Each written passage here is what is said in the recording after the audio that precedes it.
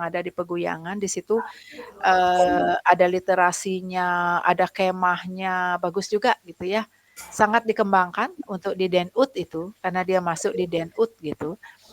Dan juga tadi, S1, Pariwisata Budaya, Prodi Industri Perjalanan juga melakukan pengabdian di ekowisata, Subak Lambing yang ada di Abian Semal nih Kang, di Sibang gitu ya. Nanti silakan rekan-rekan ya, karena tidak ada fasilitas untuk kita jalan-jalan, kecuali rekan-rekan buat acara gitu, izin dengan prodi dulu, ya kita berkunjung ke salah satu, dari ekowisata. Nggih, Jatiluwih, terus sekalian untuk lihat terasering-nya, kemudian red rice-nya, seperti itu ya. Silakan nanti kalau memang akan dikemas seperti itu, disampaikan saja ke prodi, nanti mata kuliah yang terkait dengan sustainable tourism ini juga kan bisa gabung. Ya, nanti kita akan, melihat, mengkaji, tentang teori yang digunakan kan lebih banyak begitu kalau di S2 nggih. Jadi penggunaan teori untuk membedah masalah-masalah yang ditemukan di lapangan, seperti itu, nggih.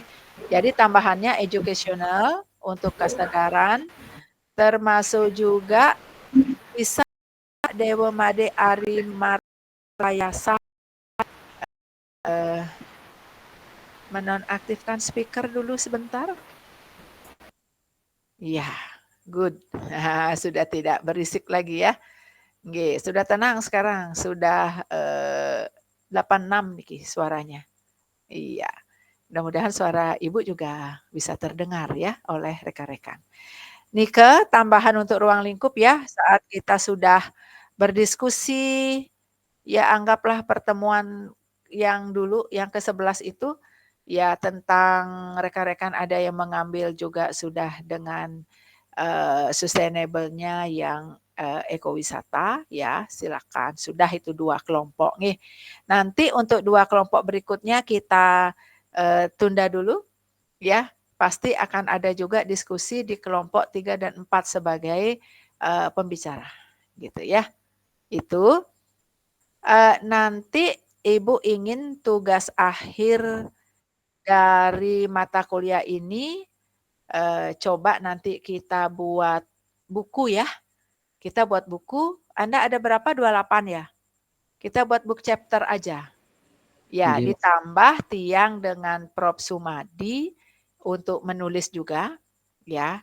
Seperti makalah lah ambil, yang tidak sama satu sama lain. Nanti kita buat buku gitu, termasuk nanti ada e-book, ya bagaimana nanti sistem untuk, pencetakannya dan e-book-nya, ya nanti, Ibu carikan bersama Pak Sumadi.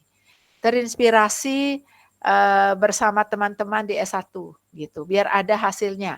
Mahasiswa S2 tapi kita, berbicara tentang pariwisata berkelanjutan. Nggih, nah pariwisata berkelanjutan. Silakanlah nanti buat artikel gitu, atau seperti makalah yang dibuat dengan uraian. Itu nanti ditugas untuk, UAS ya. Pak Sumadi kan sudah memberikan UTS. Ibu UAS, nanti Ibu nulis bersama Pak Sumadi, kita buat book chapter. Jadi kita persembahkan hasil kita untuk di S2 gitu. Nanti Ibu dengan Pak Indra akan menyampaikan hal ini juga karena Pak Indra udah memanage di S1. Ya, rasanya lebih berharga dan terhormat karena Anda punya karya gitu. Daripada sekadar diberikan apa yang dimaksud dengan sustainable tourism gitu. Ah, itu anak SD baru ya. Dan Anda pasti akan menggunakan, teori-teori, konsep-konsep ya, sesuai dengan, apa yang akan kita bahas, gitu. Ya, kalau setuju Anda gitu ya. Kalau Ibu sih setuju aja gitu ya, karena itu karya kumnya berapa gitu. Nanti bisa Pak Indra jadikan editor, Pak Arse gitu kan masih lah dengan dosen-dosen kita juga ya. Tapi yang memang, mengajar ataupun memahami tentang sustainable tourism. Ya, kalau yang lain-lain belum gitu. Ya, itu ya, Bapak Nurul. dipanggil Prof oleh teman-temannya gitu ya, Prof Nurul. Ya ada Dayuari di sini ya, ada Desi yang jelas ya. Nanti UAS-nya itu persiapkan saja dari sekarang, materi yang akan nanti silakan Desi membagi ya, mau ekowisata dari segi apapun, pokoknya kita bicara tentang sustainable tourism, gitu saja. Nanti ada satu buku yang lahir dari, kelas Anda, gitu. Ya, nanti Ibu mengajar heritage untuk di semester ke adik kelasnya, ya kita buat juga, gitu. Nggih, dari sekarang disiapkan, boleh nanti judul-judulnya dihimpun oleh Desi, kemudian dikirim ke Ibu. Nanti persoalan dana cetak-mencetak kita bicarakan bersama. Ya, karena ini book chapter kan 28 ditambah 2 jadi 30. Kalau dapat 3 lagi, 33 itu angka bagus gitu ya, di dalam Hindu. Angka bagus dalam Hindu. Kalau Anda membuat saru ayam berumbun, ada yang 8, ya, dengan urip 8, ngambil tengah aja. Tapi boleh mengambil kangin kelod kaje kauh gitu ya, tambah 8 di tengah jadi 33. Ya, kalau dapat 33 bagus juga gitu. Baik, rekan-rekan itu intro Ibu mengajar gitu ya. Dan hari ini Ibu ingin juga memberikan masih lanjutan tentang sustainable tourism, izin share screen.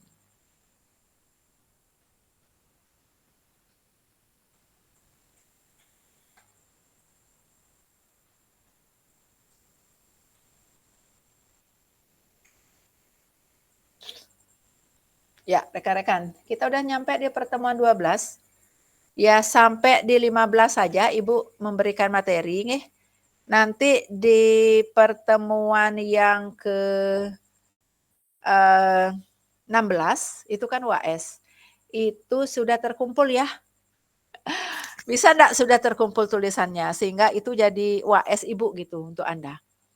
Nanti secara lebih jelas Ibu akan buatkan ya seperti apa format tulisan ya untuk kita buat artikel gitu ya. Tidak usah ada abstrak, enggak, itu kan untuk artikel jurnal baru seperti itu. Ini adalah book chapter. Ya. Ibu akan sampaikan pada Desi siap dari sekarang, tapi di pertemuan ke-15 kita diskusi lagi ya. Ada materi 2 materi yang nanti Ibu siapkan untuk di kelompok 3-4. Nggih, waktu niki kan 1-2 ya. Nanti adalah kelompok 3-4 gitu. Ya. Oke, kita akan membicarakan tentang pengembangan destinasi pariwisata dalam pariwisata berkelanjutan. Jadi bagaimana mengembangkan destinasi. Ya. Ya, pengembangan destinasi pariwisata dalam pariwisata berkelanjutan. Nah, rekan-rekan, pengembangan destinasi pariwisata dalam kerangka pariwisata berkelanjutan itu proses loh rekan-rekan. Proses yang dirancang. Untuk apa? Menciptakan destinasi wisata yang menarik, produktif, inklusif, serta tidak merusak lingkungan atau budaya lokal. Dengan memperoleh manfaat jangka panjang bagi masyarakat, ekonomi, juga lingkungan. Nah, ada baiknya juga nanti Ibu paparkan secara detail tentang pengembangan destinasi pariwisata dalam pariwisata berkelanjutan. Ya, rekan-rekan, untuk ini ya agak tidak sebentar ya. Ya, seperti ini rekan-rekan. Jadi kita awali kalau dengan Pak Prof. Sumadi dulu, Anda sudah diberikan buku untuk melakukan kajian, kemudian diskusi ya, tentang buku, tentang sustainable tourism-nya. Namun Ibu kembali mengulas sedikit tentang pariwisata berkelanjutan ini. Walaupun sudah berulang-ulang selalu disampaikan, apa sih pariwisata berkelanjutan itu gitu ya. Yaitu bentuk pariwisata yang memperhitungkan dampak ekonomi, kemudian sosial dan lingkungan saat ini dan masa depan. Tujuannya adalah untuk memenuhi kebutuhan wisatawan, industri masyarakat lokal dan lingkungan alam. Nah, ini rekan-rekan, kalau rekan-rekan membaca Bartlen ya tentang pariwisata berkelanjutan ini memang seperti ini dia. Namun bila rekan-rekan memahami juga tentang triple bottom line, yang kalau tidak salah Gus Lingga yang menyampaikan kelompok Gus Lingga ya, kelompok 1 minggu lalu. Nah, itu ada profit, juga ada people, dan ada planet. Namun yang perlu diperhatikan bila memakai triple bottom line, itu lebih banyak ke, ekonomi perusahaan. Jadi mesti juga ada laporan keuangan seperti apa, namanya juga profit kan keuntungan. Namun di pendapatnya Bartlen itu ya, itu ekonomi yang dipakai, karena di sini ada pemerataan ekonomi yang berkeadilan gitu ya, yang kesejahteraan, yang seperti itu, masuk dia di, pendapatnya Bartlen, seperti itu. Nah kemudian, bila kita memerhatikan juga planet ini, planet juga bumi ya, Earth juga bumi gitu ya. Nanti ada checklist-checklistnya di belakang-belakang dari slide ini. Kita akan membicarakan juga tentang bagaimana pariwisata berkelanjutan ini bila nanti ada kriteria-kriteria yang harus dipenuhi. Seperti itu. Nah, 3 pilar utama pariwisata berkelanjutan itu seperti yang Ibu sampaikan tadi. Jadi, di sini kita akan melihat bagaimana lingkungan gitu ya, seperti adanya harus kelestarian alam ini dijaga, keanekaragaman hayati dan sumber daya alam. Kalau yang di kelompok 1 minggu lalu, ya anggap saja minggu lalu ya, minggu sebelum hari hari ini gitu, menukik pada penglipuran, benar ya? Ya, Prof. Nurul benar ya? Ya, Ibu ingat-ingat aja gitu. Benar, Ibu. Ya, oke. Oke. Kalau kelompok 2-nya itu contoh-contoh ya sustainable tourism di beberapa tempat. Nah, kemudian bila kita melihat juga yang diberikan contoh oleh grupnya Desi kalau tidak salah dan kawan-kawan et al ya. Desi et al gitu. Nah, disitulah kita akan melihat bagaimana pemuteran. Karena cutting Anda ada yang mengangkat tentang carrying capacity. Ya, ini orang kan kadang-kadang bicara, wah ini Bali penuh sesak, apalagi Bali Selatan gitu kan. Over tourism yang ada di Bali. Nah gitu misalnya. Harus diukur tuh. Ya tugas Anda ngukur itu. Berapa sih sebenarnya Bali ini memuat bukan hanya fasilitas pariwisata, termasuk manusianya, termasuk yang lain-lain gitu ya, bukan hanya untuk hotel, villa, bukan hanya itu berapa gitu. Tapi kalau kita berbicara pariwisata, berapa carrying capacity yang di pemutaran itu. Sehingga terumbu-terumbu karang itu juga dihitung ya walaupun dia di bawah laut. Sehingga nanti jangkar dari kapal-kapal yang memang dia menautkan jangkar di seputar pantai itu tidak mengenai karena terumbu karang bisa ditanam. Gitu, nggih. Nah, itu. Nah, kemudian juga ada keanekaragaman hayati. Ya, karena kita bicara tentang lingkungan. Ini hayat-hayatnya harus bukan ayat-ayat ya, tapi hayat-hayat gitu, hayati. Dan juga sumber daya alam. Ini diperhatikan gitu ya. Karena apa? Karena kita harus save our planet kan itu ya bahasa-bahasa seperti itu yang harus juga kita perhatikan. Kalau tidak kita yang melakukan perlindungan ya, kemudian konservasi ya bagaimana bumi kita ke depan, seperti itu. Yang kedua adalah sosial budaya. Ini socio-cultural sustainable. Melestarikan budaya lokal, nilai-nilai tradisional, dan identitas. Sebentar, ada yang join. Ya, dan identitas komunitas. Ya, banyak nih bisa kita ya. Jadi sebenarnya saat kita membahas seperti itu, mendiskusikan tentang sustainable tourism ini, termasuk juga budaya di dalamnya, bukan hanya lingkungan, seperti itu rekan-rekan ya. Jadi bukan hanya lingkungan saja, termasuk juga social culture, sustainability.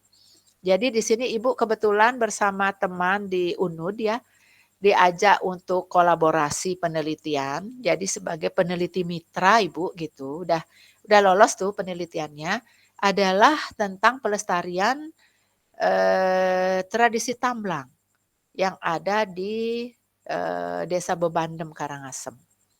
Ini tradisi-tradisi yang penting juga untuk dilestarikan gitu. Sama Ibu juga ikut untuk di Museum Subak tahun ini ada 2 kajian yang Ibu lakukan bersama teman-teman tim 5 orang, ya sebagai ahli sosial budaya dan researcher gitu, ya tentang bagaimana kita yang mungkin generasi sekarang tidak tahu seperti apa sih dalam pengetahuan kebudayaan itu, pengetahuan budaya itu tentang alat-alat penangkapan ikan di sawah. Anda mungkin tidak mengenal yang namanya blau gitu ya, bakal yang jadi capung gitu, namanya blau, nyeser istilahnya, ya. Kemudian ada jubel, ada lindung, ada yang lain-lain gitu. Mekene bubu misalnya gitu ya. Itu di sungai-sungai. Namun sekarang Anda yang bergelut dalam sustainable tourism untuk di lingkungan, ternyata pupuk-pupuk yang digunakan oleh para petani itu kebanyakan pupuk yang memang non organik. Sehingga susah sekali ya yang Ibu sebut tadi itu untuk bisa hidup. Mungkin Anda nggak mengenal capung, nggak tahu jubel gitu. Tapi kalau lindung Anda tahu ya, karena itu bisa dipelihara di kolam. Tapi kalau jubel dan blau itu pasti dia hidupnya di sawah. Gitu tantangannya ya. Karena semakin modern nih sekarang. Nenggale saja sudah tidak banyak dilakukan karena diganti dengan traktor. Traktor yang modern dengan mesin seperti itu dan besi, akhirnya orang lokal kita, petani kita membuat lagi tambahan ada kayu di bawahnya biar lebih alami yang disebut dengan orong-orong. Dirga tidak ada ya. Dirga tadi izin karena masih handle untuk repeater gas, dia punya repeater gas ya. Karena Dirga kemarin ngambil tentang ekowisata Jatiluwih. Saya jadi Ibu jadi pembimbingnya. Jadi tahu Ibu kalau Desi apa ya diambil ya. Karena Ibu tidak jadi pembimbing jadi menguji juga tidak jadi kurang paham gitu ya. Nah, itu rekan-rekan. Jadi di sini juga di sustainable tourism itu ada budaya lokal, kemudian nilai-nilai tradisional dan identitas komunitas. Kita banyak bicara mengambilnya itu adalah dari teori-teori dalam sosiologi rekan-rekan. Misalnya fungsionalisme struktural masih bisa menurut Parson. Karena di situ ada agile, ada adaptation, kemudian ada goal, ada integrated and latency. Apapun yang dialami oleh masyarakat, masyarakat selalu mengharapkan, menginginkan hidup itu yang balance, yang equal, yang disebut dengan equilibrium. Jadi bukan hanya berbicara ekonomi aktiva pasiva yang harus timbangannya itu tidak berat sebelah, ya. Di dalam sosiologi juga kita belajar juga tentang equilibrium. Ada fungsi-fungsi yang bisa dilakukan oleh masyarakat, baik dia dalam status termasuk juga dalam role.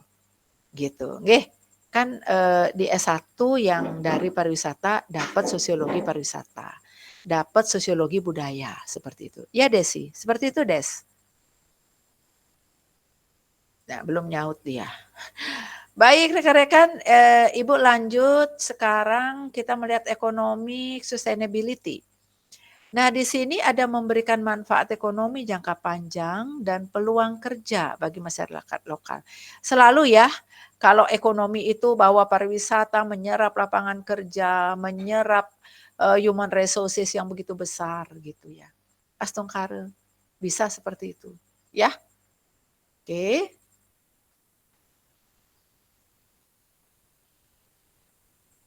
Ya, kita sekarang sampai di konsep pengembangan destinasi pariwisata berkelanjutan. Seperti apa? Sebagaimana rekan-rekan membuat proposal tesis, Ibu tadi barusan selesai menguji cutting-nya ya, yang di proposal itu yang dibuat itu sangat jauh dari konsep teori ya dan juga latar belakang, akhirnya berubah dia menjadi persepsi. Ya, tadi Ibu selesai nguji itu. Jadi dia meneliti itu tentang persepsi ya masyarakat lokal terhadap wisatawan yang menggunakan jasa sewa sepeda motor. Itu yang dia buat. Akhirnya penelitian menjadi mix gitu. Karena kuantinya ternyata belum dipahami secara baik gitu ya dan benar, sehingga tadi ujian pratesisnya jadi mix gitu. Ada kuanti yang sudah dia dapatkan, dia uji dengan reliabilitas dan validitas, kemudian dia tidak menguji dengan pakar, tidak menguji juga dengan jurnal-jurnal yang ada yang sejenis dengan yang diteliti, akhirnya diuji di desa sebelah dari lokasi penelitiannya dia. Namun, rekan-rekan kan dapat nih metode penelitian kuantitatif termasuk kualitatif. Ya, di kuanti itu kan uji teori, ada hipotesis. Tapi kalau memakai wawancara observasi kan tidak seperti kuali. Kalau kuali itu kan bertumpu pada peneliti sebagai instrumen utama, human instrument, gitu ya. Dan kalau di kuanti, kalau wawancara itu kan tidak untuk cari data tapi cross check gitu loh. Tadi kita berdebat sedikit gitu ya. Akhirnya yang diputuskan bisa mix ya. Kebetulan Ibu, Pak Arse juga tadi nguji, Pak Gede Sutaryo, termasuk juga Ibu Kaprodi dari S2 IKH. Seperti itu rekan-rekan. Jadi di sini bagaimanapun kita harus memahami konsep karena rekan-rekan kalau mengambil penelitian kualitatif itu ada di bab 2. Ya, ada di bab 2, kajian pustaka dulu. Ambil 5 lah jurnal-jurnal. Ada sama beda kontribusi dan posisi penelitian Anda ada di mana. Kemudian baru ke konsep. Konsep itu kan Anda tinggal mengonsepkan variabel judul aja. Karena konsep itu masih ada pada kognitif. Ya, kalau teori sudah diterima secara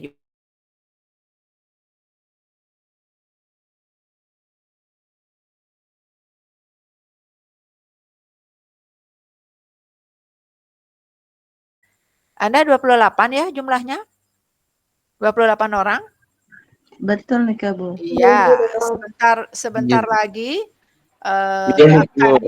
akan pembagian gitu ya. Dosen home base, dosen DTPS yang ada di S2 pariwisata pasti kebagian untuk membimbing dan menguji gitu. Ya, siap-siap aja. Kan sudah proposal udah seminar ya? Kau udah seminar nih? Belum? Dorong Ibu. Iya, tapi di semester 2 munculnya mata kuliah itu. Yang mata kuliah napi Ibu? Seminar. Oh, nggih. Ya Iya. semester 2 Ibu. Semester 2 udah tuh, sekarang kumpul-kumpulin dulu nih apa yang mau Anda buat. Judul silakan disetor, mau 3, mau 2 gitu ya, yang tidak sama dengan yang sebelumnya. Tertariknya mau kuanti, kuali, ataupun mix gitu, tertarik dengan pengembangan, tertarik dengan pengelolaan, tertarik dengan pemasaran, silakan. Gitu ya, itu silakan. Jadi rekan-rekan, konsep pengembangan destinasi pariwisata berkelanjutan ini ya tidak hanya terfokus pada peningkatan kunjungan. Ini selalu kepala dihitung ya oleh orang-orang pariwisata. Ya, kepala dihitung berapa nih turis Cina yang akan diharapkan datang gitu ya. Jadi quality tourismnya kadang-kadang tidak tersentuh gitu. Masih mes aja gitu karena ngitung kepala, karena kunjungan yang akan dilihat meningkat apa tidak. Nih Ibu tadi bincang-bincang juga dengan beberapa praktisi pariwisata, ya Kute mulai sepi wisatawan. Nah, ini kan harus dilihat kemana dia pindahnya. Canggu, gitu kan? Ya, Pantai Nyanyi, ya Tabanan mulai disasar ke barat. Ya, masa kejayaan Kuta, ya apalagi dengan isu-isu yang muncul tahun 2025 ada beberapa si Tony kalau tidak salah dia pernah mengelola juga tentang destinasi pariwisata di Bali, dia yang juga mengungkapkan itu, coba cari searching ya di internet dapat kok itu. Nah, bahwa Bali nggak layak dikunjungi di tahun 2025. Apa yang terjadi gitu? Orang beralih kemana? Phuket gitu ya, masih ya Johor, Johor Baru gitu kan. Yang deket-deket lah, dan beberapa destinasi wisata dunia ada yang sekarang sudah tidak lagi mengenakan visa. Kalau di Southeast Asia ya memang dari dulu nggak pernah pakai visa. Jadi Asia Tenggara itu. Namun sekarang ada juga beberapa negara-negara yang tidak juga mengenakan visa. Seperti itu ya. Dan berwisata di dalam negeri lebih mahal daripada di luar negeri. Bukan aku tidak cinta Indonesia gitu ya. Katanya sih afturnya lebih murah di situ. Di sini lebih mahal gitu ya. Jadi ada yang 2,5 udah bisa return mereka ke Malaysia ataupun ke Singapura. Padahal Indonesia apalagi Bali memiliki daya tarik pariwisata terutama adalah budaya. Karena kita nggak punya hasil migas. Bali nggak punya kan? Ya hanya punya budaya aja seperti itu. Yang itu di dalam sustainable tourism ini yang harus juga dijaga, dilestarikan tradisi-tradisi yang ada. Ya, kemudian termasuk dalam hal ini bukan hanya tingkat kunjungan, tetapi pengelolaan yang bertanggung jawab. Tata kelola dengan manajemen pariwisata, rekan-rekan silakan nanti membaca Salah Wahab boleh ya. Jadi di situ tambahan dari manajemen yang umum yang rekan-rekan pahami dari George R. Terry misalnya, ada taman motivation. Jadi ada planning, organizing, actuating, controlling, and motivation. Itu loh yang dimaksud pengelolaannya itu seperti apa, yang bertanggung jawab itu seperti apa. Apa yang masuk di dalam konsep tentang pariwisata berkelanjutan ini. Ada beberapa aspek yang perlu diperhatikan. Nah, rekan-rekan ada perencanaan terpadu. Jadi ada integrated planning ya di sini. Kalau di dalam pemasaran rekan-rekan mengenal juga ada IMC gitu ya. Jadi ada integrated marketing communication yang platform dari yang konvensional sudah jarang dilakukan. Semisal ya brosur. Nah, semisal itu ya. Kalau di integrated marketing communication udah nggak kepake. Semuanya yang serba digital, by media sosial gitu misalnya ya. Jadi di sini harus direncanakan secara terpadu tentang aspek-aspek yang harus ada di dalam sustainable tourism ini. Misalnya, melalui studi kelayakan. Sebentar. Melalui studi kelayakan, ada pemetaan potensi dan konsultasi publik. Ya, jadi pemetaan potensi karena diskusi minggu lalu itu untuk beberapa daya tarik wisata yang Anda mengambilnya ekowisata itu kan disampaikan waktu ini itu adalah aksesnya, accessibility. Jadi kalau memakai teori komponen 6A itu diawali dari attraction. Ada accessibility, amenities ancillary, kemudian activity and available package. Itu harus potensinya ada nggak ya? Ada potensi untuk alam, buatan, ya termasuk juga budaya, seperti itu. Ya, kemudian melibatkan pemerintah, sektor swasta, masyarakat lokal, termasuk juga NGO. Ini coba rekan-rekan mencarinya dengan hanya kurang dia akademisi di sini. Kalau nanti akademisinya termasuk masyarakat, ya dia masuk di pentahelik gitu. Ya, masuk di pentahelik.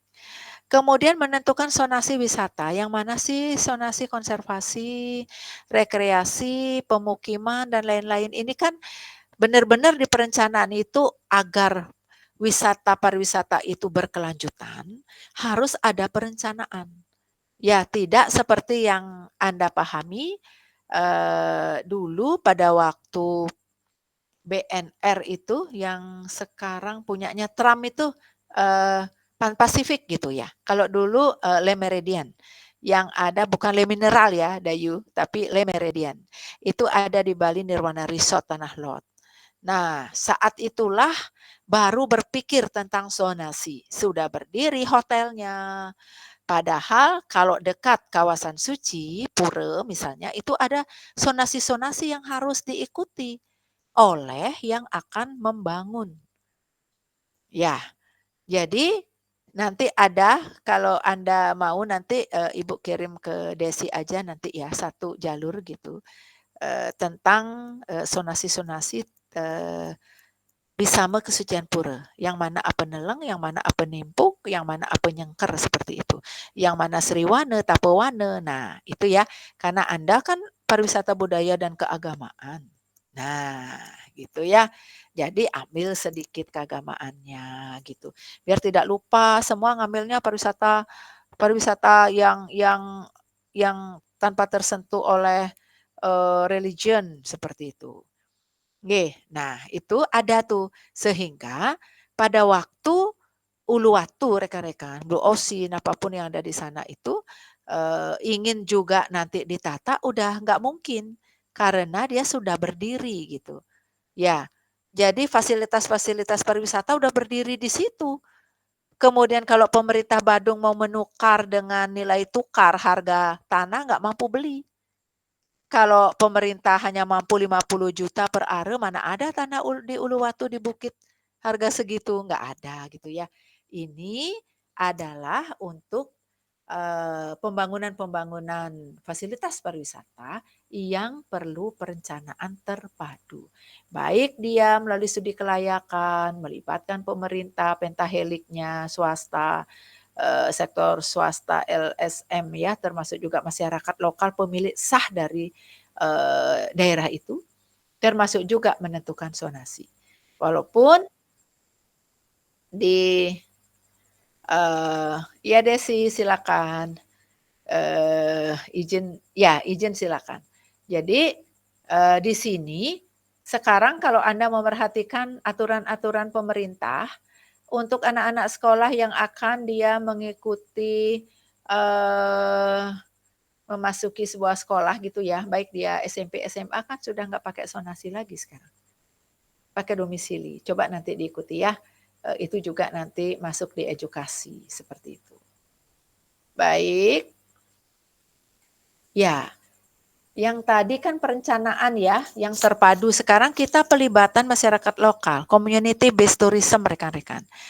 Jadi ada ruang dan peran aktif masyarakat. Oke. Ruang dan peran aktif masyarakat dalam pengelolaan destinasi. Jadi ini kalau masyarakat itu ngeh terhadap potensi-potensi yang dimiliki di daerahnya, dia bisa membentuk Pokdarwis. Ada Jadesta. Ya, Jadesta itu ada jaringan desa wisata. Kalau udah desa wisata kan masyarakat lokalnya yang memiliki itu. Yang mengelola tentu dengan SDM yang baik melalui empowerment ya pelatihan-pelatihan jadi memajukan desanya. Kemudian minta ke Dinas Pariwisata untuk mengunjungi apa yang kurang akan dicek baru keluar SK Bupati seperti itu. Karena kalau kita berbicara desa wisata, kemarin Ibu dapat nguji juga mahasiswa S3 IKH ya, yang tadi yang sebut brand awareness itu, baru ada 3 gitu kan, ya desa wisata mandiri. Ada yang rintisan, ada yang berkembang, ada yang maju, ada yang mandiri. Kalau di Bali yang mandiri itu 3 seperti Ibu di awal menyebutkan. Apa saja itu? Ya, jadi desa wisata yang sudah mandiri itu ada 3 di Bali. Ya, jadi ada penglipuran, ada pemutaran, dan taro. Gitu, ada 3 ya. Oke, kemudian mendorong pengembangan ekonomi lokal seperti kerajinan, kuliner, dan homestay. Kalau Anda perhatikan gloping yang marak itu ada di Bedugul, ada di juga Songan, Songan A, Songan B ya. Jadi gloping juga tidak mesti harus pakai tenda, karena saat hujan dia nggak laku, ya. Maka masyarakat sebagai pengelolanya membuat yang semi gitu. Semi bangunannya ada, sehingga pada waktu hujan terlindung dari air hujan. Gitu ya. Jadi tapi tetap mengambil dengan konsep-konsep kelokalan. Ya, tidak ada kemodernan di sana. Pakai kayu, pakai bambu, gimana lah ala kita hidup yang tradisional. Namun di gloping itu seandainya pakai tenda pun modernnya ada. Gimana masaknya dan lain sebagainya. Ya, silakan Anda sekali-sekali jalan-jalan ke Kayu Padi Sunrise barangkali ya di Songan. Ya. Di situ sambil melihat sunrise, bukan hanya di Sanur kita bisa lihat sunrise gitu ya. Dari Muntik Siokan barangkali rekan-rekan jalan-jalan kalau ada Sunfest gitu ya. Dan Kota Denpasar juga mencari kemarin itu ya udah dari Muntik Siokan. Kegiatan-kegiatan bisa dilakukan gitu di pantai ya dekat Mertasari seperti itu. Di situ ada kerajinan, kuliner termasuk homestay. Ya, jadi kalau ingin berbaur dengan masyarakat lokal untuk mendapatkan benefit, profit, itu memang harus ada ya fasilitas yang memang untuk memenuhi dengan teori komponen 6A tadi, gitu ya. Kemudian membangun kapasitas masyarakat melalui pelatihan pariwisata. Jadi ada pemberdayaan masyarakat melalui pelatihan-pelatihan yang diberikan. Tahun lalu Ibu meneliti di Desa Wisata Bongan ya. Di situ peran dari Poltek internasionalnya Bu Prof Sulis Dayuari. Jadi beliau yang datang ke sana, kemudian ada pelatihan yang diberikan. Namun sejak COVID ya, sejak COVID sampai sekarang belum bangkit gitu. Hanya tradisi-tradisinya saja yang masih juga dilestarikan seperti adanya joget bisame seperti itu. Tahun ini Ibu meneliti situs Kebo Iwe. Ya, sebagai pariwisata heritage. Ya. Sudah itu dapat dari DIPA UHN. Lolos gitu ya. Jadi bisa meneliti untuk yang di heritage seperti itu. Nah, lanjutannya ya adalah aspek-aspeknya juga yang harus diperhatikan dalam sustainable tourism ini. Selain tadi perencanaan, kemudian ada pelibatan masyarakat lokal, ini diupayakan terus ya untuk community based tourism, mulai dari planning until controlling. Harus dilibatkan masyarakat. Karena biar ada pembangunan yang memang bottom up, ya tidak hanya top down rekan-rekan, tetapi bottom up. Jadi mulai dari bawah juga untuk menyampaikan baik dia aspirasi dan lain-lain. Ya. Kemudian di bagian berikutnya kita akan sampai pada pelestarian alam dan budaya. Jadi di sini menghindari pembangunan berlebih, ya. Over development. Ya, nanti ada kok over yang lain. Jadi pelestarian alam dan budaya menghindari pembangunan berlebih, ya. Kalau yang lebay nggak bagus kan? Jadi yang berlebih nih, gitu. Kemudian melindungi situs budaya dan keanekaragaman hayati. Situs budaya salah satunya Ibu meneliti tahun ini itu adalah untuk di Kebo Iwe ya. Jadi kita tidak hanya melihat statunya aja, patungnya aja, tetapi adalah situs yang ada di Pura Luhur Pusah Bede. Dari situ situsnya. Nggih, situs-situsnya sebenarnya baru menghormati beliau dibuatkan patung ya untuk masyarakat di Desa Adat Bede mengetahui bahwa pernah ada dalam sejarah sehingga dijadikan dia sebagai daya tarik wisata heritage ya bagaimana keberadaan ataupun apa yang dilakukan oleh Patih Kebo Iwe ini dari Raja terakhir Bali Sri Astasura Ratna Bumi Banten. Nah, tahu sejarah sedikit ya. Tuh. Dan juga termasuk juga membangun untuk subak atau irigasi yang sudah mendunia gitu.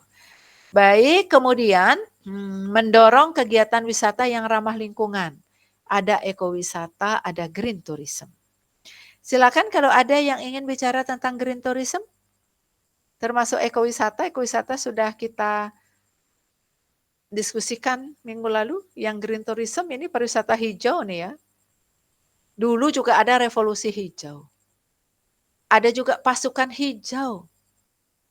Zaman rezim yang dulu-duluan. Kalau sudah turun pasukan hijau mau ngomong apa? Di sini loh mau didirikan hotel gitu, nggak bisa ngomong. Tapi kita sekarang kembali ke alam, back to nature, termasuk juga pariwisata itu adalah green tourism. Seperti itu. Ya, masih lanjut lagi. Iya, kita sekarang melihat manajemen daya dukung rekan-rekan. Ini yang juga disinggung saat kita diskusi ya. Carrying capacity sempat didiskusikan juga. Jadi ada manajemen daya dukung rekan-rekan, ada carrying capacity. Mengukur batas maksimal wisatawan yang dapat ditampung tanpa merusak lingkungan. Ya, kalau kita lihat budaya rekan-rekan. Misalnya kalau Elephant Cave, salah satu contoh pariwisata heritage budaya ya yang ada di Goa Gajah. Berapa bisa nampung agar tidak ternyata yang masuk ke goa itu setiap hari ya sekian gitu. Ya, bisa jalan aja goa itu bisa bergetar loh. Ya, apakah lebih baik buat mininya di luar gitu, yang nanti aslinya itu hanya bisa disaksikan aja. Tapi ternyata pengalaman wisatawan beda. Kalau dia mengunjungi yang asli dengan yang KW, kan beda toh. Nah itu ya, itu tantangan juga itu. Ya, jadi tanpa merusak lingkungan. Misalnya kalau kita melihat ada mengunjungi sebuah subak gitu ya. Berapa yang bisa mentekap ya pasti kan satu orang itu. Kalau dia mentekap kan sapinya pakai satu atau dua. Satu misalnya ya duduk itu di ini tenggalenya. Tidak banyak-banyak. Kalau menanam padinya mungkin bisa lebih dari 2. Tergantung luas arealnya. Ya tidak akan merusak lingkungan. Kalau rekan-rekan berjalan ke hutan, janganlah grafiti. Ya, coret-coret itu pohon gitu ya. Ditoreh-toreh nama Anda di situ. Kalau dia mungkin bisa berbicara, dia juga bisa mengaduh itu ya pohonnya.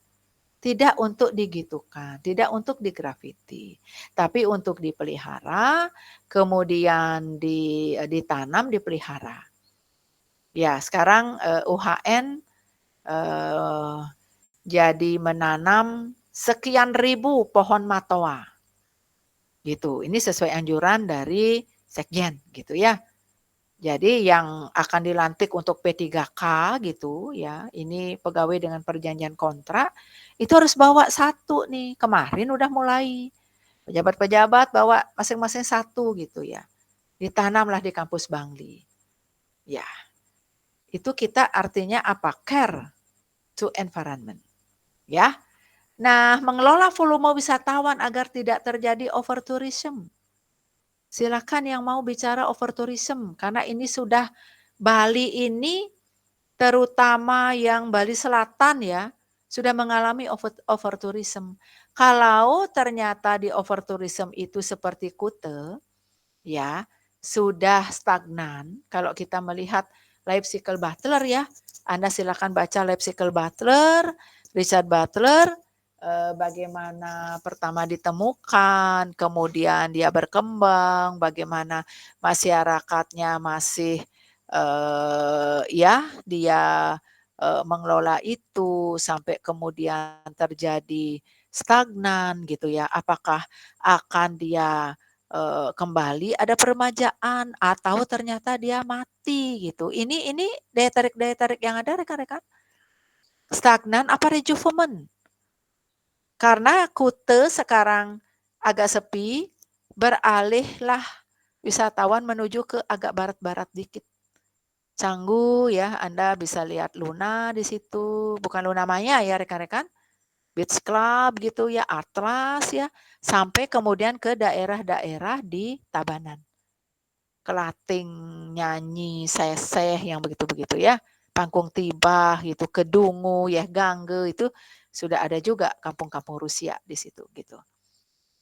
Ya rekan-rekan, jadi overtourism itu mestinya ada pengelolaan volume wisatawan untuk tidak terjadi berat sebelah nih. Karena sementara Bali Selatan itu masih mendominasi untuk daya tarik. Dengan ITDC, Nusa Dua, Tanjung Benoa termasuk Kuta, Legian, ya Seminyak itu misalnya, seperti itu. Sehingga Bali Utara walaupun akan dibangun bandara dan lain sebagainya, jadi atau tidak gitu ya, disitulah susah juga walaupun dibuat shortcut misalnya ya, dibuat shortcut. Jadi berapa sih wisatawan yang akan ke Lovina untuk lihat dolphin gitu misalnya? Ya, gitu ya. Nah, itu nanti kalau memang ternyata ada tentang overtourism ya, sudah ada pergerakan-pergerakan menuju ke misalnya Badung Utara itu daerah Plage, Jembatan Bangkung ya, sudah mulai memikat. Nah, gitu ya. Disitulah ekowisatanya ada. Ibu dulu pernah ke Bagus Agro ya, pernah. Jadi jalan-jalan waktu ibu masih bisa lakukan itu ya. Dan sekarang dengan rekan-rekan juga tidak menutup kemungkinan seperti itu. Nah, kemudian yang berikutnya pada manajemen daya dukung ini adalah menerapkan sistem reservasi atau pembatasan kuota. Sementara Bali masih membutuhkan kunjungan yang banyak gitu ya. Kita juga membicarakan tentang keberlanjutan dari pariwisata ini. Antara lain dengan memerhatikan manajemen daya dukung. Baik itu batas maksimal wisatawan, kemudian ada volume wisatawan agar tidak terjadi overtourism, kemudian ada sistem reservasi atau pembatasan kuota. Seperti itu rekan-rekan ya. Oke. Kita lanjut. Ya. Selain manajemen daya dukung, kita ada infrastruktur dan aksesibilitas berkelanjutan. Nah, rekan-rekan pada slide ini, ya, ada membangun infrastruktur ramah lingkungan, jalan, toilet, energi gitu ya. Energi yang terbarukan, ada dari energi surya seperti itu ya. Kemudian menggunakan transportasi rendah emisi, ada bus listrik, jalur sepeda. Nah, kalau rekan-rekan jalan-jalan di sepanjang Pantai Sanur, ya pasti ditawari tuh sama yang nyewa-nyewain foren gitu ya, bicycle. 2 hours, only 15 rupiah. Nah gitu sudah yang punya sepeda tuh 2 jam. Duh kalau nyampe 2 jam kita bersepeda ke Dijeng uling di Pantai Sanur nih kah. Sampai Merkur Selatan dalam Pengembak barangkali 2 jam ya. Capek gitu kan. Ya paling untuk foto-foto aja gitu ya. Ada jalurnya. Jalur sepedanya di sebelah barat. Pejalan kakinya di sebelah kiri. Nah ini harus diikuti nih. Anda mengikuti perkembangan Sanur? Karena Ibu lebih sering ke Sanurnya, cerita Sanur nih dengan rekan-rekan. Ya yang dulu tempat beli-beli tiket waktu akan nyebrang ke Lembongan Island, Penida Island, Ceningan Island. Kalau di Lombok kan ada Gili-Gili. Kalau di Bali tuh ada Nusa gitu ya. Nah kan udah beralih nih ke Harbor Sanurnya yang di sebelah utara. Dekat monumen yang kapal apa yang pernah jatuh tuh di sana dibuatkan monumen. Kemudian sekarang yang di selatan dulu itu yang jual-jual untuk reservation, tiket dan lain sebagainya kan dibangun dengan kafe-kafe. Ya, pernah duduk di situ? Untuk pesan ya, kita udah hidup ala orang barat. Sarapan pagi roti, with apa? Coffee, a cup of coffee. Nah, ada kopling, kopi keliling. Ya, start from 10.000. Nah, begitu rekan-rekan perkembangannya. Ya, nggak bisa milih mau pahit, mau manis nggak bisa pilih. Karena apa rekan-rekan? Karena kan dia tinggal menambahkan es aja gitu. Ya, menambahkan es aja. Karena ternyata sekarang kopi tidak hanya hangat gitu ya, tetapi juga ada kopi dingin. Kalau Anda datang ke Corner, Point, di Indomaret gitu ya, ya belilah gitu 30.000 satu cup. Nah, ini perkembangannya rekan-rekan. Ada yang memang jalur-jalur gitu. Bahkan ada bus listrik, ini Ibu baca Pak Koster selain Transmetro sudah beroperasi, Pak Gubernur juga akan segera datang itu tentang bus listriknya. Kalau mobil listrik sudah ada, ya Wuling itu ya yang kecil banget dah yuk. Kecil banget Wulingnya gitu ya. Jadi dia bisa kemana-mana. Ibu lihat kayak mobil-mobilan gitu ya. Kayak mobil-mobilan. Sepeda, motor listrik juga ada. Jadi itu antara lain untuk menggunakan transportasi rendah emisi. Waktu kita merayakan Hari Raya Nyepi itu mampu menekan emisi berapa tuh? 1 hari full di Bali nih terutama Bali. Kalau tempat lain masih ada kegiatannya. Kita kan catur berarti penyepian untuk Bali itu benar-benar bisa menekan gas emisi. 1 hari full kita ya bisa melakukan introspeksi diri, kontemplasi, ya pengendalian diri gitu ya. Pohonnya diam, anjing juga tidak menggonggong ya, dia mengikuti alam loh. Ya, daun bergerak begitu aja kalau ada angin ya, wah kita itu setahun sekali mengalami hal yang seperti itu ya, 364 harinya untuk activity. 1 harinya untuk apa? Silent day. Nah, itu rekan-rekan. Terus menyediakan fasilitas inklusif bagi penyandang disabilitas. Ya, ini harus nih, karena mereka juga memperjuangkan kesetaraan. Ya, sampai ada praolimpik gitu ya. Karena mereka juga memang punya hak untuk mengikuti apapun program-program pemerintah termasuk berwisata rekan-rekan. Ya. Kulihat kemarin waktu melakukan penjemputan Ibu di bandara ya. Jadi mereka yang tidak bisa jalan, disabilitas, disfabel itu mereka pakai kursi roda. Ya, jadi Bali juga harus menyiapkan ya fasilitas yang memang diperuntukkan bagi penyandang disabilitas. Nah, pasti apa yang dilakukan untuk perencanaan apapun di dalam hal kita melakukan sustainable tourism ini ya pariwisata yang berkelanjutan harus ada MONEF rekan-rekan. Jadi ada pemantauan berkala terhadap dampak wisata. Ini perannya Disparda. Juga boleh LSM dan lain sebagainya ya. Kita yang peduli gitu. Menyusun indikator kinerja berkelanjutan. Ada emisi karbon, kemudian termasuk juga kepuasan masyarakat terhadap pembangunan dari pemerintah termasuk juga pembangunan pariwisata. Menerapkan sistem sertifikasi destinasi berkelanjutan. Ada GSTC, Global Sustainable Tourism Council.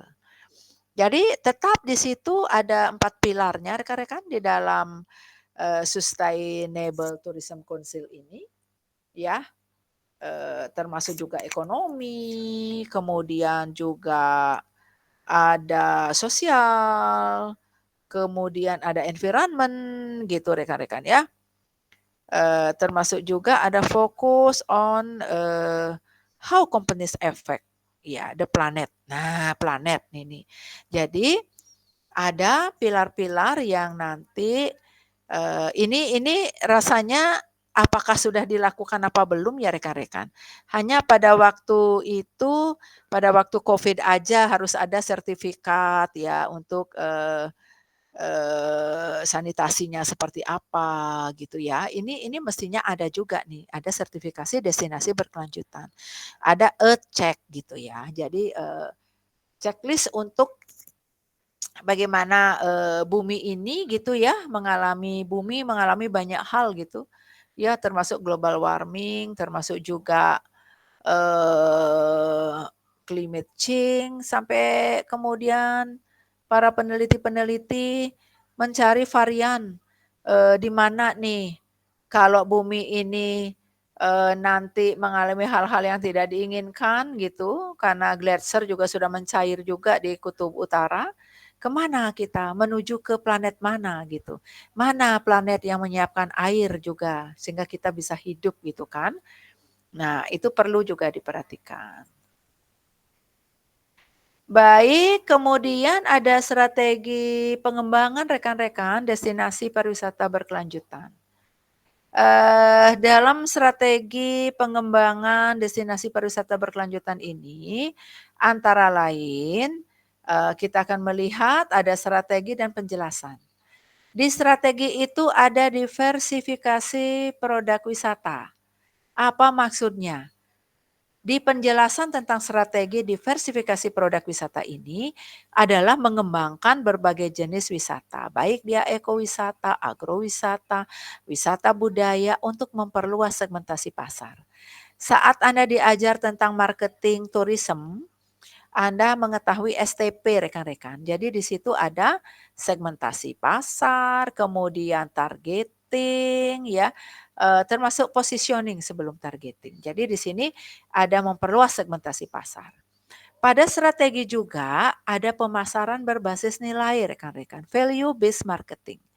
Jadi bagaimana kita bisa menjelaskan tentang pemasaran berbasis nilai ini? Mempromosikan destinasi sebagai ramah lingkungan, etis dan autentik rekan-rekan. Ya, seperti itu ya. Jadi yang ramah lingkungan, kemudian etis dan autentik. Nah, rekan-rekan memerhatikan enggak apa yang dibuat oleh Bapak Gubernur untuk plastik? Ya, yang mana beliau kan membuat peraturan nih. Ya, bahwa penggunaan air mineral itu di bawah 1 liter itu tidak boleh. Ya, berteriaklah para pengusaha. Karena plastik tidak bisa didaur ulang. Ya, tidak bisa, dia hanya bisa didaur ulang, dia tidak bisa terurai. Dia akan diproduksi menjadi plastik lagi, entah dalam bentuk apa gitu. Ya, jadi itu ada pembatasan-pembatasan yang kalau dulu timbulan plastik peraturan beliau, sekarang udah lebih pada di bawah 1 liter karena kita diharapkan bawa tumbler. Ibu udah mengalami itu, rapat di Disbud, rapat di museum, di UPTD gitu ya. Jadi kita diberikan jajan yang dibungkus dengan daun pisang. Nggih, jajan dadar nike tidak pakai plastik. Dan Ibu juga dapat menguji di S3 isi beberapa waktu yang lalu, ada yang mengambil juga tentang bagaimana desain untuk produk jajanan pasar yang tidak pakai plastik. Ya, gitu rekan-rekan. Sendoknya pakai kayu Dayu. Sendok kayu. Kemudian tidak ada air mineral. Kita diberikan air dalam gelas yang disebut water goblet. Nggih. Sudah begitu kalau di pemerintahan sudah mulai. Ya, kita di desa masih nih kerja adat, masih memberikan aqua gelas gitu. Kasihan mungkin dagangnya ya. Supermarket itu kan berteriak nih para pengusaha nih. Ini dilema juga loh. Di satu sisi menerapkan untuk kita menjaga lingkungan, di satu sisi bertemu dengan produk-produk yang seperti itu. Baik, Ibu lanjut.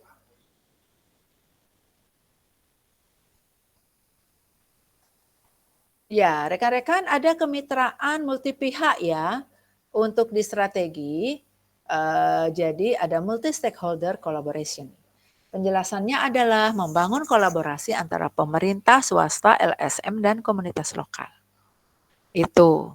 Kemudian ada strategi pendidikan dan kampanye wisata bertanggung jawab. Ya, jadi penjelasannya adalah memberikan edukasi kepada wisatawan agar berperilaku etis dan menjaga lingkungan. Jangan nanti pohon-pohon yang disakralkan itu dirusak oleh wisatawan. Kan ada sampai dideportasi pada beberapa waktu yang lalu. Kemudian ada strategi teknologi hijau dan digitalisasi yang mana nanti menggunakan teknologi untuk efisiensi energi, informasi digital, dan pengelolaan data. Ya, ini agak hemat-hemat. Kita harus menghemat energi ya, menghemat listrik di tengah pemerintah menggaungkan tentang efisiensi 50%. Nggih, enten edarannya sebenarnya Nike, Dayu, kalau kita melakukan kegiatan di kampus itu hanya sampai pukul 16. Sampai pukul 16 saja. Karena kalau sore di atas pukul 16 pakai AC, pakai lampu, pakai air. Itu ya, sehingga efisiensinya seperti itu. Tapi tadi tiang Ibu disampaikan oleh pimpinan, sekali-sekali pakai luring gitu. Nggih nanti itu yang luring. Ibu jawab gitu aja. Karena cerita sama teman-teman dosen, anak-anak maunya sekarang yang daring Bu Dayu gitu. Jadi enak mereka dari tempat kerja mereka bisa kuliah gitu. Ya boleh juga kalau kita juga jadi dosen, oh nanti ini bikin pesu gitu ya. Jadi perlu waktu, perlu berhias, perlu macam-macam ya. Tapi Dayu Ari kan tetap pakai lipstik. Tetap pakai powder, facial gitu ya. Tetap pakai gitu ya, walaupun kuliahnya adalah daring. Karena dulu waktu COVID sampai kering itu lipstik karena kita tidak ke mana-mana. Gitu ya. Oke, jadi ada kita menghemat energi rekan-rekan. Sama dengan kepedulian dari masyarakat dunia tentang water. Sehingga tahun lalu ada konferensi untuk air di Bali. Sehingga juga menyebabkan Museum Subaknya jadi berganti nama, Water Museum jadinya gitu, hilang Subaknya. Apakah air itu juga dimasukkan di dalam irigasi? Namun nilai yang terkandung di dalam kata Subak itu ya mudah-mudahan tidak hilang gitu ya. Kalau Ibu lebih senang pakai Subak karena ini yang terkenal. Terkenal sampai ada World Culture Heritage untuk Subak kita gitu ya. Ini. Terus di PKB dulu kita juga berbicara air, ternyata lapangan golf memerlukan banyak air. Peternakan memerlukan banyak air gitu ya. Kemudian fasilitas pariwisata yang lain gitu. Tuh. Sebentar. Ini udah pukul berapa ya? 19.30. Oke, sedikit lagi ya rekan-rekan. Masih ada yang baru bergabung masalahnya. Daripada tidak diberikan gitu ya. Nggak dapat apa-apa rekan-rekan. Mungkin kendala sinyal dan lain sebagainya.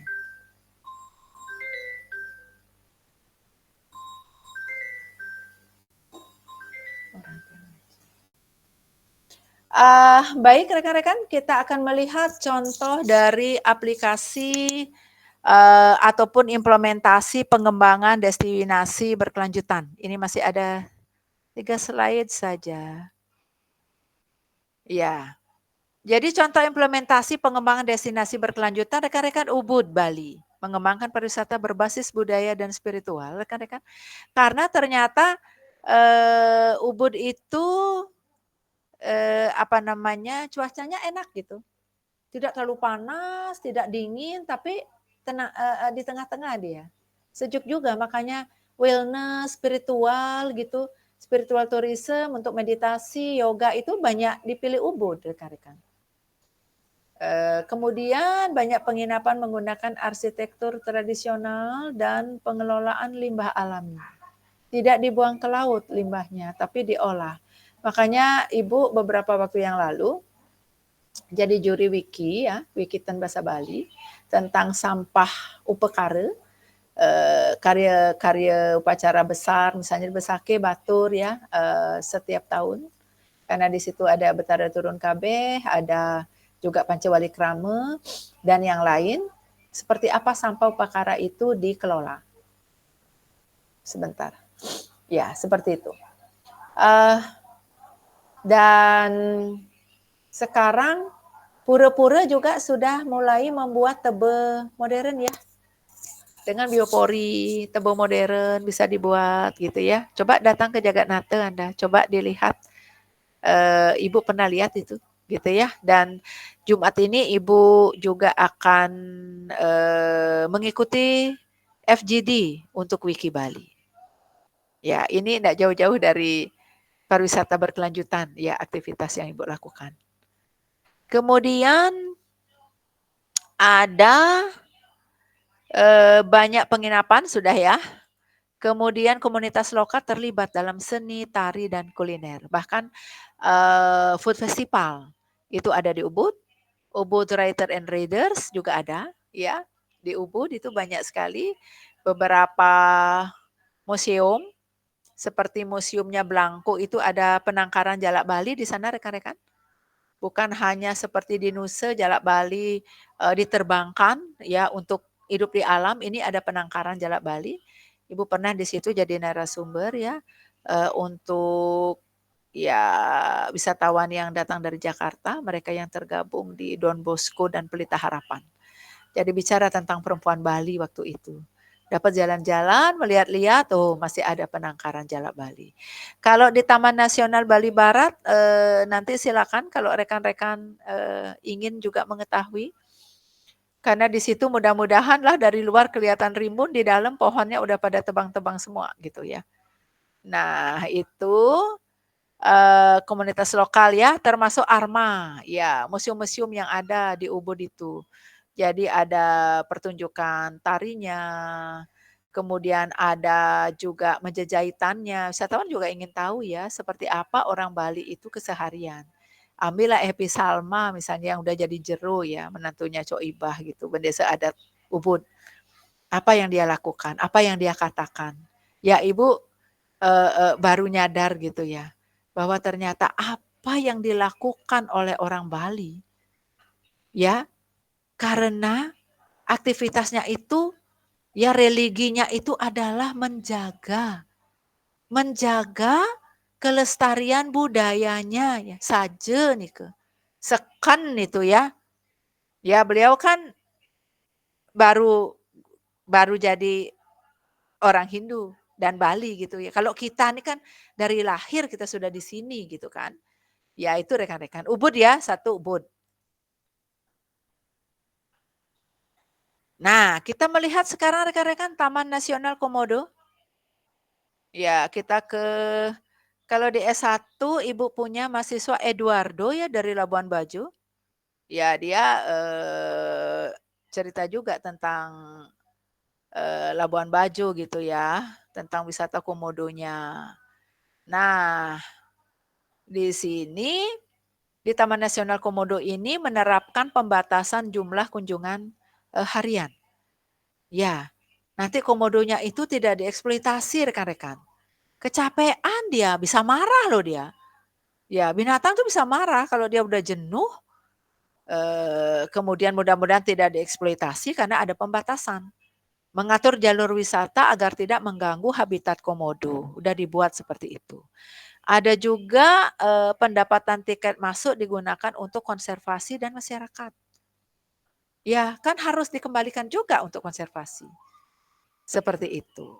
Ya, sekali-sekali jalan-jalan ke Komodo gitu. Ini melihat dari reptil terakhir gitu ya. Reptil termasuk juga kura-kura.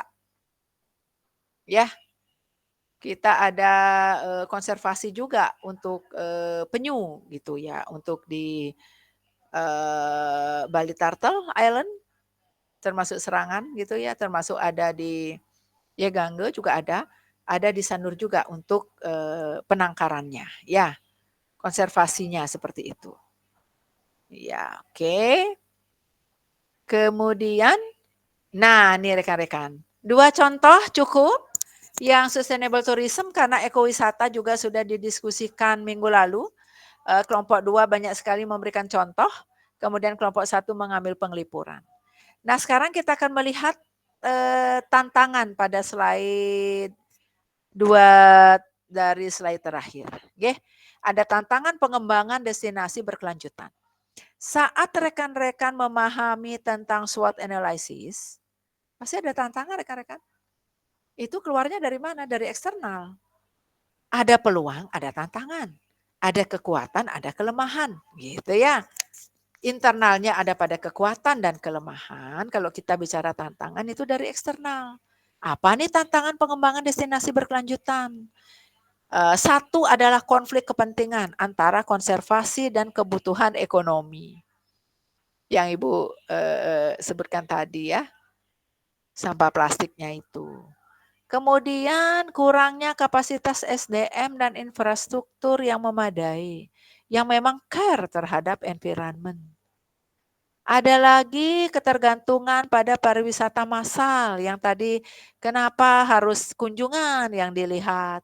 Berapa kepala, berapa kunjungan nanti yang ditargetkan, sementara kita udah over tourism.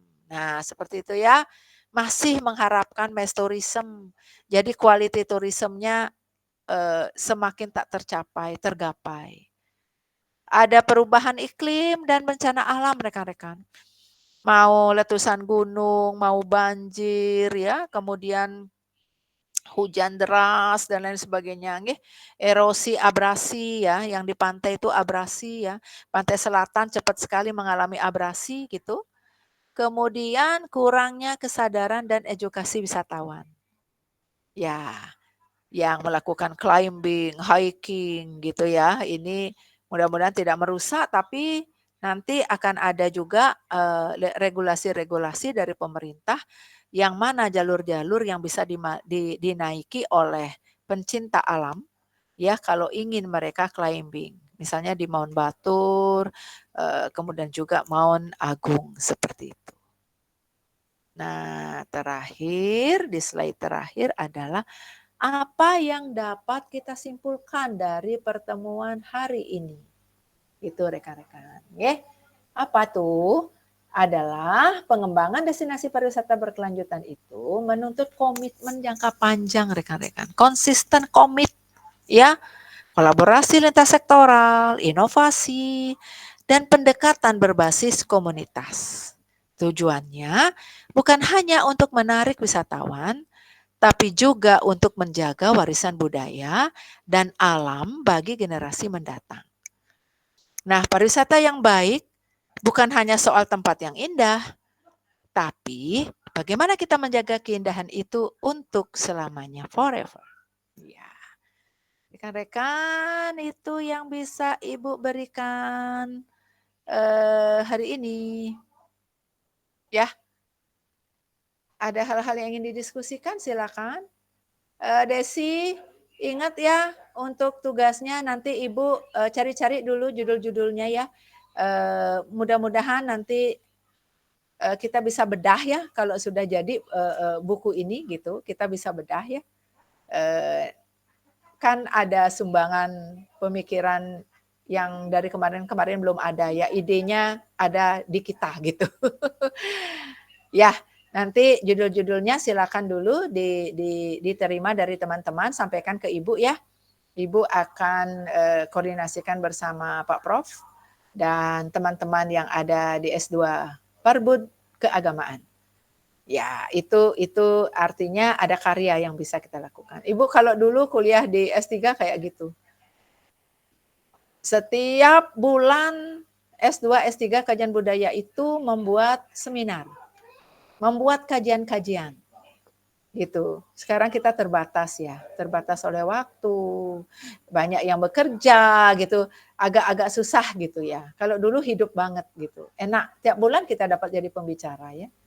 Dan membuat apa yang nanti mungkin proposal yang ingin ditampilkan gitu ya, ternyata bisa jadi buku gitu, jadi book chapter. Rekan-rekan akan khusus untuk, kalau Ibu sih mengkhususkan di pariwisata berkelanjutan aja ya. Tidak mencari dari materi-materi yang lain gitu.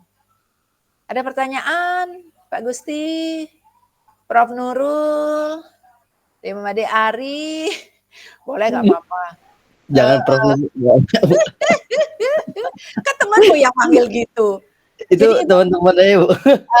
Jadi Ibu terinspirasi biar cepat-cepat juga gitu kan. Nggih, siap, Bu. Ada manfaatnya loh, bukan Astungkara nanti jadi Semoga segera. Inggih, hasungkare Pak Gusti, Nggih. nyusul-nyusul niki. Nggih. Jangan doakan iki. Semoga juga jadi pembimbing. Boleh minta, tapi Siap. jarang diberikan. Siapa aja maunya dari prodi saya diberikan ya udah gitu. Tapi kalau minta request mudah-mudahan dapat. Bu, dados request nanti, Bu. Dados. Coba manten. Siap. Nggih, Kapan lagi dibimbing sareng Bu Prof Dayutari kan? Belum nih. Nah, boleh. Bu, yang request, Bu. Pak Dirga 2 tahun lagi katanya Pak Dirga. Dirga, kamu udah selesai nih ngantar tamunya? Sekarang barangnya Bu ke hotelnya Pak Gusti, Westin Nusa Dua. Duty manajernya kebetulan off, Bu. Niki dia duty manajernya, Bu, Pak Gusti, Bu. Alah Pak Gusti ternyata nih ikut kuliah di sini nih. Transfer aja Dirga, ditransfer aja, gosen. Siap. Iya. Bu, tadi tiang ngantar tamunya nyari anapi namanya Sangga Surya sareng Penunggun Karang. Ya, Dan wilayah vilanya yang mau dibikin niki di kampung Ibu. Pejaten. Di Nyidangi. Tapi dia nyeluk di Bengkel Kawan sih di utaranya. Dalam kayangan Bengkelnya nih ke yang di perumahan nih ke Bu. Iya, jadi kalau di Nyida banyak perumahan, kalau di Desa Tiang tidak ada. Desa tidak mau untuk ada perumahan-perumahan seperti itu. Kalau wisatawan mau dengan villa itu diberikan hanya sewa, tidak dijual. Ya, tanahnya nggak dijual. Tapi kalau di Nyida itu habis tuh, lahan tuh udah hampir habis ya untuk perumahan-perumahan seperti itu. Ya, artinya ada komitmen, konsistenan ya di dalam hal menjaga bumi ini. Ya, tidak semua kebablasan gitu, tapi ada yang masih mempertahankan gitu ya. Kan penting juga nih untuk masa depan. Ya. Okay? Ya, baik. Dirga sambil nyetir gitu ya, ada Pak Gusti. Saya cek dulu kehadiran ya. Saya stop sharing dulu. Nah, yang cek dumun niki ada Adi Prawira. Swastiastu Budayu. Iya, oke, ada Adit. Anak Agung Ayu Gita, tadi ada, Ibu lihat Gita. Halo. Anak Agung Ayu Gita. Ada, ya. Ada. Terus Dewa Gede Agus. Bagus niki, bagus Dewa Gede niki. Ada? Entah di mana gitu ya. Ternyata join aja bisa gitu. Wenten Dewa, Gede Agus wenten nggih. Wenten Bu, sering margi. Ya, siap. Nggih, alon-alon, hati-hati. Dewa Made Ari Marsuta. Nggih, wenten Bu. Wenten, Dewa Ari. Terus Gusti Wija wenten. Siap. Pak Gusti? Ya, ada Pak Gusti.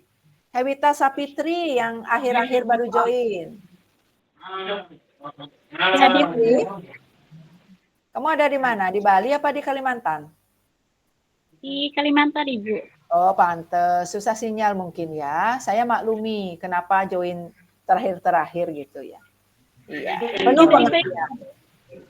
Sudirga Yasa ada tadi, Dayu Ari ada, Febri, Dayu, Ita?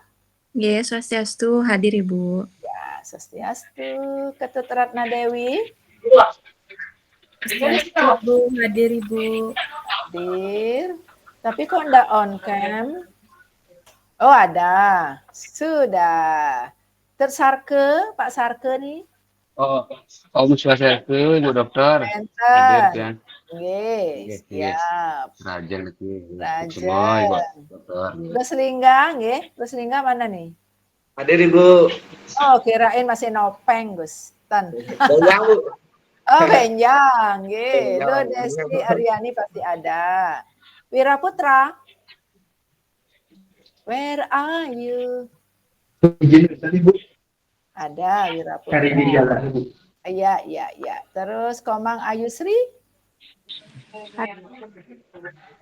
Hadir. Kemudian Deviana? Komang? Iya, belum dengar Deviana? Saya lewati Nyoman Budi. Ini Nyoman Budi Dewi. Hadir Ibu. Ada. Kemudian Nurul Hakiki ada. Nyoman Widiana. Oke, swastiastu. Putra Pinatih. Belum. Putu Agus Brahmadi. Hadir Bu. Oh, ada, ya. Kemudian Putu Agustiantini. Nggih, baik. Putu Herin. Ya, Wentan? hadir Bu. Hadir, baik. Oh iya, dari awal yang lihat. Wirananda Manggala. Pun.